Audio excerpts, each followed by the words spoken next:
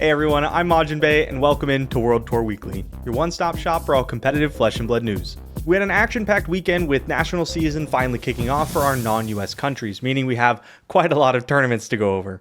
So without further ado, here's all you need to know about the Meta Post New, all the national events that happened this past weekend, and a very special surprise at the end of the video. Let's get into it.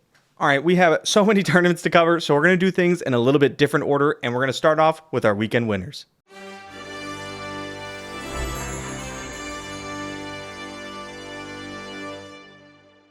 We had 11 national tournaments over the past weekend, so I'm not going to be able to spend too much time on each one. Instead, I'm going to go through all of the winners kind of rapid fire, and we'll discuss the meta after.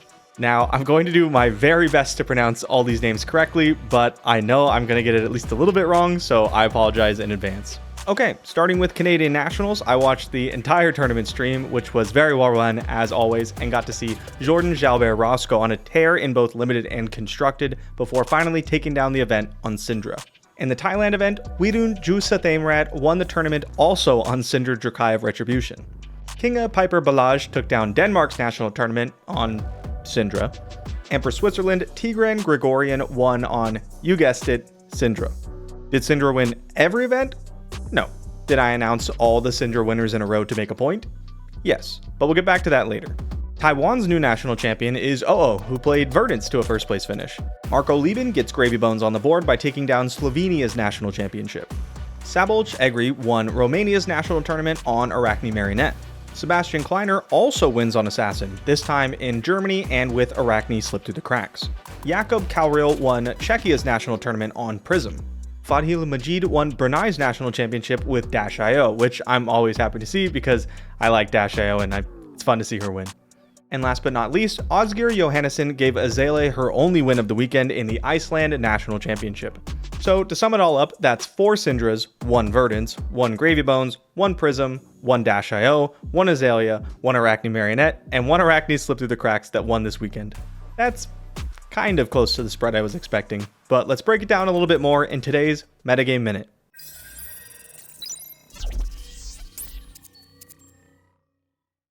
Syndra obviously did very well this past weekend, winning over a third of the national tournaments. Whether she's going to be a dominant force in the post-new meta or whether she just had a pretty good weekend is going to be a pretty important question moving forward.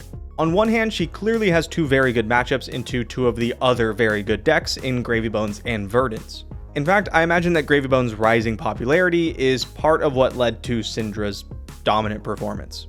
She was already strong before, but when you also have a very good matchup into the other top 2 decks of the format, it does give you a bit of a boost. Now, on the other hand, counters to this deck do exist, particularly in the form of Guardian like Victor or Jarl. Even decks like Dorinthia, which we'll come back to later, can make the game really difficult for her. So if she does end up being one of the top dogs in the new meta, there are a lot of things that could stand in her way.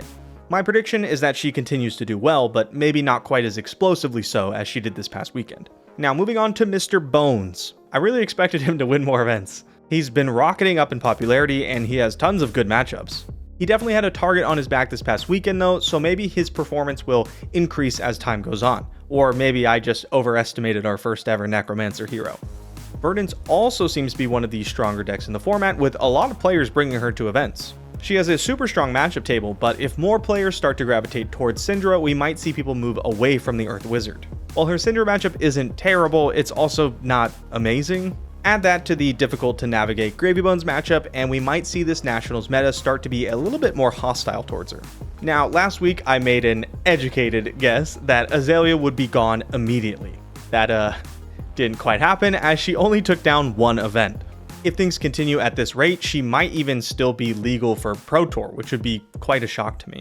I still think that she's going to LL before Singapore, but I have cooled on my timeline a little bit.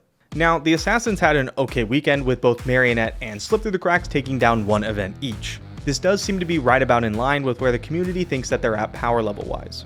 Both very strong heroes and definitely capable of taking down an event. They're just maybe not the strongest heroes. My view of Assassins though is that they always seem to do better into a known field. The more stable a meta gets, the more players are able to tech for it, and the Assassin class has some of the best tech cards in the game. I personally expect them to at least continue achieving this level of success, if not more, moving forward. The wild card for me this national season though has definitely got to be the Warriors. Kasai, Dorinthia, Fang, and even Bolton are seeing a little bit more and more success every single week. Some of them appear to be solid into both Gravy Bones and Syndra, making them a pretty strong meta pick. I'll be keeping a close eye on all of them next week to see just how well they perform, and if we should expect any of them in Singapore. Okay, now that we've covered the meta, I wanted to revisit some of my guesses that I made last week. Obviously, my first guess I mentioned earlier was that Azalea would hit Living Legend immediately. She did not quite make it, so let's just call that a miss and move on. My second guess was that Florian would have a bad weekend. This one went very well considering he got a grand total of 0 wins this past weekend. Quite the fall from grace he's had since ProQuest season. My third guess did okay. I predicted that Gravy Bones would be the new de facto best deck, and it seems like a lot of people currently feel this way. The issue with calling this guess correct is that Syndra absolutely destroyed the competition this past weekend. If players were forced to pick the best deck in the format, I think a lot of them would still pick Gravy Bones. However, if Syndra continues to put up numbers like she did this past week, then I think that would change very quick. So that's 1 wrong, 1 correct, and 1 kind of right. Honestly, not the worst. This time, I only have 1 prediction. I think that the Warrior class will win at least 2 national events this weekend. Kasai has been on the rise lately, and a lot of other Warrior players managed to make top 8. They just weren't able to take the entire event down. But I think that changes this week. Okay, I teased earlier that I have something exciting to show you all at the end of the video, so for today's card of the week, I have 2 brand new cards to show you all. LSS was kind enough to let me exclusively reveal not 1, but 2 cards from the new Ira Armory deck. First up is Iris of the Blossom, a new ninja head equipment with Blade Break 2 that lets you tap it, discard a card, and go search Whirling Mist Blossom, banish it, and then play it this turn. Now, the effect can only be activated if you've hit this turn, but what you might have missed is that using this effect doesn't destroy the equipment. This means that you can use this ability multiple times in the same game. If you don't recall what Whirling Mist Blossom does, it's an Ira Specialization attack action card that says when this hits, if it's the 2nd or higher chain link to hit, draw 2 cards. If your opponent uses their whole hand to block out early in the turn, you can grab Whirling Mist Blossom and force through a devastating punish. Okay, moving on to our second spoiler, Okana Scar Wraps, a new ninja arm equipment also with Blade Break 2. This one lets you tap it as an attack reaction, banish an Edge of Autumn you control, and give target ninja attack action card +1. On its own, that doesn't seem very good, but the second part of the card lets you equip an Edge of Autumn from your banish zone when a card with Vengeance in its name hits. Edge of Autumn is sort of a two-handed Kadachi, but it seems like we're going to be seeing a lot of support for it in the Armory deck. We already have Exact Vengeance spoiled, which is sort of a Command and Conquer type card that's only active if you've attacked with Edge of Autumn last. I'm imagining a very likely scenario where an Ira player can pitch a blue to attack with Edge of Autumn and then follow it up with Exact Vengeance for 7. Except it's actually potentially for 8 because they can use the new Okana Scar Wraps to give it +1 by banishing their Edge of Autumn. And if it hits, they just get to re-equip the same Edge of Autumn. We know from Conquer of the High Seas just how good a Command and Conquer type effect for 8 can be. Ira's been on the edge of competitive viability for a while now, and I expect the Armory deck is going to give her a pretty solid push. Make sure you keep an eye out for it when it comes out on July 11th. Alright, we had a pretty action-packed week with National Season officially kicking off and some exclusive spoiler cards.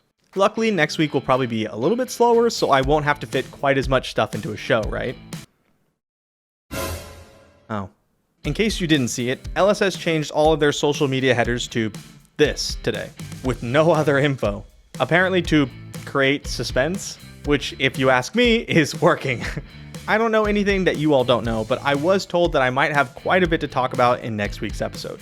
And on that note, thank you all for watching. I'm Majiin, and I'll see you next time on World Tour Weekly.